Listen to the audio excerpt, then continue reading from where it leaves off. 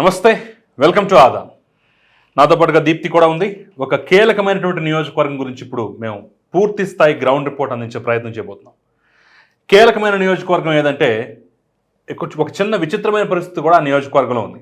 అక్కడ తెలంగాణలో అక్కడ ఎన్నికలు జరుగుతున్నట్లుగా అసలు బాహ్య ప్రపంచానికే తెలియదు, తెలిసినా పట్టించుకోనటువంటి పరిస్థితి. ఏ నియోజకవర్గం ఏంటో ఇప్పటికే చాలామందికి అర్థమైపోయి ఉంటుంది. అదే Secunderabad cantonment. Yes, Secunderabad cantonment assembly నియోజకవర్గానికి ఇప్పుడు ఉప ఎన్నికలు జరుగుతున్నాయన్నమాట. తాజాగా ఎన్నికల తర్వాత ఎలక్ట్ అయినటువంటి ఎమ్మెల్యే లాస్య నందిత మృతి చెందడంతో అక్కడ ఇప్పుడు ఉప ఎన్నిక అనివార్యమైంది.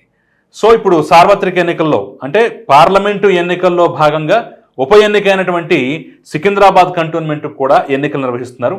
అయితే పెద్దగా దీని గురించి చర్చ జరగట్లేదు, దీని గురించి ఎవరు పట్టించుకున్నటువంటి దాఖలా కూడా ఎక్కడా లేని పరిస్థితి కనిపిస్తుంది. అయినా సరే అక్కడ గ్రౌండ్ రిపోర్ట్ ఏంటి, ఎవరికి విజయావకాశాలు ఉన్నాయి, ఏంటి పరిస్థితి అనేది కూడా క్లియర్గా చెప్పేటువంటి ప్రయత్నం చేస్తాం. ఒకసారి మనం సికింద్రాబాద్ కంటోన్మెంట్ గురించి మాట్లాడుకునే ప్రయత్నం చేద్దాం. కంటోన్మెంట్కి సంబంధించినటువంటి అసెంబ్లీ నియోజకవర్గం యొక్క రూపురేఖలు చూసినట్లయితే ఇక్కడ మనం మండల్స్గా కాకుండా ఇక్కడ వార్డులుగా మనం చూడవచ్చు. ఎందుకంటే హైదరాబాద్, సికింద్రాబాద్ పరిసర ప్రాంతాల్లో ఉంది కాబట్టి మొత్తం టోటల్గా సిటీ అవుట్స్కట్స్ కాబట్టి దానికి సంబంధించిన మొత్తం పూర్తి వాతావరణం ఏ విధంగా ఉంటుందో కూడా మనకు తెలుసు. సో అక్కడ వార్డ్స్ ఏ విధంగా ఉంటాయంటే మారేడుపల్లి, అదేవిధంగా తిరుమలగిరి, బొల్లారం, సిక్ విలేజ్, లోతుకుంట, కార్ఖానా, బేగంపేట్, రాష్ట్రపతి రోడ్, ఈ యొక్క 8 వార్డుల పరిధిలో సికింద్రాబాద్ కంటోన్మెంట్ నియోజకవర్గం అనేది విస్తరించి వ్యాపించి ఉంటుందన్నమాట.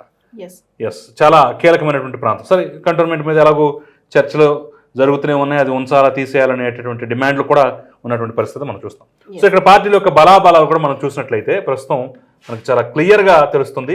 2024కు సంబంధించినటువంటి అంశంలో కాంగ్రెస్ పార్టీ నుంచి శ్రీ గణేష్ ఆయన పోటీ చేస్తున్నారు.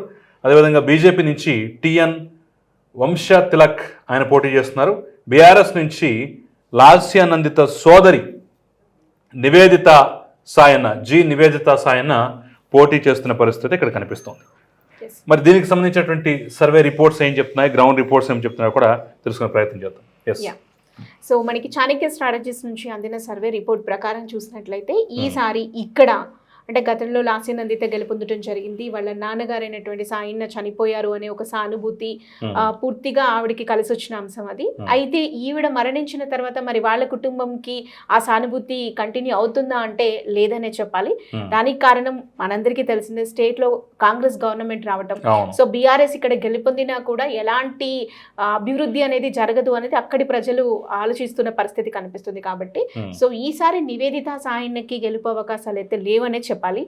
సో నెక్స్ట్ ఇక బీజేపీ కాంగ్రెస్ విషయానికి వచ్చినట్లయితే కాంగ్రెస్ అభ్యర్థి శ్రీ గణేష్ ఎవరైతే ఉన్నారో మొన్న జరిగినటువంటి 2023 ఎలక్షన్స్ లో బీజేపీ నుంచి పోటీ చేశారు. సెకండ్ ప్లేస్ లో ఉన్నారు. ఎస్, కేవలం 17,000 ఓట్ల తేడాతో ఆయన ఓటమి చవి చూడటం జరిగింది.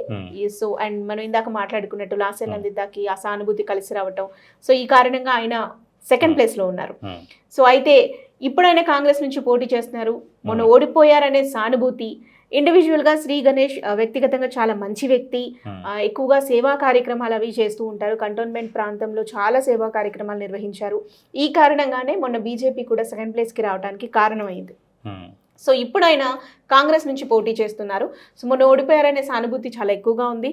అండ్ ఈయన చేసే సేవా కార్యక్రమాలు కావచ్చు, సౌమ్యుడు అనే ఒక పేరు కూడా ఉంది ఆయనకి. సో కాబట్టి ఈయనకి కలిసి వచ్చే అంశం. ఇక బీజేపీ విషయానికి వచ్చినట్లయితే టిఎన్ వంశ తిలక్. సో క్యాండిడేట్ ని పక్కన పెట్టేస్తే మీరు అబ్జర్వ్ చేస్తే ఇక్కడ ఎక్కువగా కొంత నార్త్ ఇండియన్స్ ఉండే ప్రాంతం ఇది. సో ఈ ప్రాంతంలో బీజేపీకి డెఫినెట్ గా ఓట్ బ్యాంక్ అనేది కానివ్వండి, అంటే రాష్ట్రపతి రోడ్ వంటి ప్రాంతంలో కానివ్వండి, ఇంకా కొన్ని ప్రాంతాల్లో తిరుమలగిరి, బొల్లారం అలాంటి ప్రాంతాలు కొంత నార్త్ ఇండియన్స్ యొక్క డామినేషన్ ఎక్కువగా కనిపించవచ్చు అనుకుంటా. కంటోన్మెంట్ అనగానే అది సెంట్రల్ ఏరియా యాక్చువల్గా. సో సెంట్రల్ కి సంబంధించి ఓట్ బ్యాంక్ ఎక్కువగా ఉంటుంది. సో ఈ కారణంగా బీజేపీకి కూడా ఇక్కడ ఓట్ బ్యాంక్ ఉంటుంది. సో ఫైట్ అనేది ఈసారి బీఆర్ఎస్ ని మనం లెక్కలోకి తీసుకోవాల్సిన పరిస్థితి కూడా లేదు. కేవలం fight between Congress and BJP ఉంటుంది. అయితే మనం ఇందాక చెప్పుకున్నట్టు కాంగ్రెస్ అభ్యర్థి ఎవరైతే ఉన్నారో ఈయన మొన్న ఓడిపోయారనే సానుభూతితో పాటు ఆయన వ్యక్తిగతంగా మంచివారు. అండ్ స్టేట్ లో కాంగ్రెస్ గవర్నమెంట్ ఉంది కాబట్టి కాంగ్రెసే గెలిస్తే మా ప్రాంతం కూడా అభివృద్ధి చెందుతుంది అనేది అక్కడ ప్రజలు ఆలోచిస్తున్నారు. ముఖ్యంగా కంటోన్మెంట్ ప్రాంతం అనేది అభివృద్ధికి నోచుకొని ప్రాంతం అనే చెప్పాలి. సో అక్కడ ఉన్నటువంటి అక్కడ ఉన్న ఆఫీసెస్ కారణం కావచ్చు, లేదా సెంట్రల్ గవర్నమెంట్కి సంబంధించిన ప్రాంతం అయి ఉండొచ్చు, ఇంకేదైనా కావచ్చు, కానీ అభివృద్ధికి నోచుకోలేదు.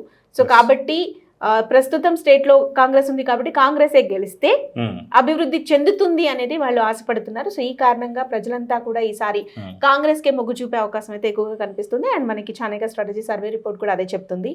And as of now percentage wise గా కనుక చూసినట్లయితే కాంగ్రెస్ కి ప్రస్తుతానికి 39% ఇచ్చారు, అండ్ బీఆర్ఎస్ కి 35%, బీజేపీకి 19% అండ్ స్వింగ్ 7% ఇచ్చారు. అయితే ప్రస్తుతం ఇది మార్పులు చేర్పులు జరిగాయి. సో బీజేపీ పుంజుకుంది, బీఆర్ఎస్ థర్డ్ ప్లేస్ కి వెళ్ళిన పరిస్థితి అయితే ఉంది. So fight between BJP Congress ఉంటుంది. గెలిచే అవకాశాలు మాత్రం కాంగ్రెస్ కి ఎక్కువగా ఉన్నాయనేది చాణక్య స్ట్రాటజీస్ చెప్తుంది. సో ఉప ఎన్నిక తెలంగాణ రాష్ట్రంలో జరుగుతున్నటువంటి ప్రస్తుత ఉప ఎన్నిక ఏదైతే ఉందో అది సికింద్రాబాద్ కంటోన్మెంట్లో, దీనికి సంబంధించినటువంటి బరాబరాల లెక్కలు చూసినా సరే, మారిన పరిస్థితుల పరిణామాలను బట్టి ఓటర్ యొక్క నాడిని పసిగట్టే ప్రయత్నం చేసినా సరే ప్రస్తుతం అయితే అక్కడ కాంగ్రెస్కి అవకాశం అయితే కనిపిస్తోంది. సో సాయన్న కూతురు లాస్యనందిత ఏ విధంగా సానుభూతి పవనాలతో గెలిచిందో, ఇప్పుడు లాస్యనందిత మరణంతో లాస్యనందిత సోదరుని బరిలోకి దించినా సరే, నివేదిత సాయన్నని బరిలోకి దించినా సరే, ఈసారి అంటే గతంలో వర్కౌట్ అయినటువంటి యొక్క సానుభూతి అనేది ఇప్పుడు వర్కౌట్ అయ్యేటటువంటి ఛాన్స్ అయితే కనిపించడం లేదు అనేటటువంటి భావన అయితే కొంచెం గట్టిగా వినిపిస్తోంది. దాంతోపాటుగా అభివృద్ధి కావాలి, ప్లస్ రాష్ట్రంలో గెలిచినటువంటి పార్టీ, అధికారంలో ఉన్నటువంటి పార్టీ వైపు మొగ్గు చూపినట్లయితే కొంత మనకి ఇక్కడ అభివృద్ధి దిశగా అడుగులు పడేటువంటి అవకాశం ఉంది అనేటటువంటి భావనలు అయితే ప్రస్తుతం అక్కడ స్థానిక ఓటర్ ఆలోచిస్తున్నట్టుగా అయితే తెలుస్తోంది. చాణక్య స్ట్రాటజీస్ అందించినటువంటి రిపోర్ట్లో కూడా ఆ యొక్క పర్సంటేజ్లు చాలా క్లియర్గా కనిపిస్తున్నాయి. సో అనూహ్యంగా బీఆర్ఎస్ అక్కడ ముందుంటుంది అనుకున్నది కాస్త అనూహ్యంగా సెకండ్ ప్లేస్, ఆ తర్వాత థర్డ్ ప్లేస్కి పడిపోవడం అనేది కొంత ఆశ్చర్యకరం.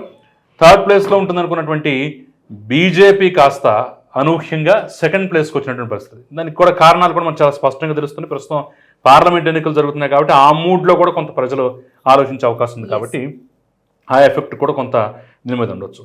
సో మొత్తానికి థర్డ్ ప్లేస్లో ఉన్న బీజేపీ కాస్త సెకండ్ ప్లేస్లోకి వచ్చి ఫైట్ అనేది కాంగ్రెస్ బీజేపీకి మధ్య ఉండబోతోంది. అనూహ్యంగా మొదటి ప్లేస్లో ఉన్నటువంటి కాంగ్రెస్ పార్టీ ఈసారి విజయ దుందుకు మోగించేటువంటి ఛాన్స్ అయితే చాలా స్పష్టంగా కనిపిస్తోంది.